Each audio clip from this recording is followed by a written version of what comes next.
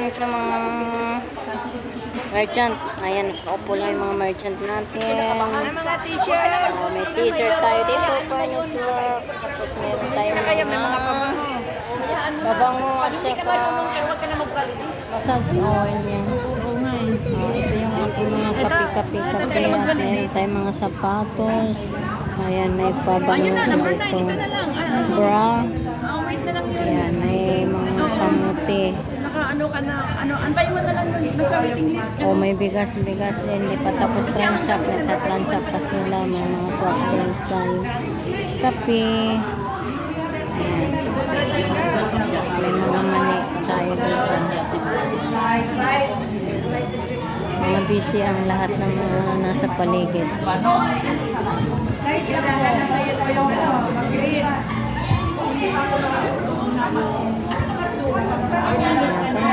Pumunta lang po kayo dito para makapag-transact. At sa mga may mga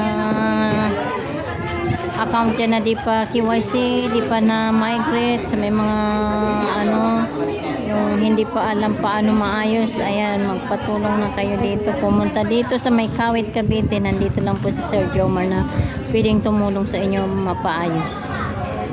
Ayan. Nandito lang po tayo sa Kawit, Cavite.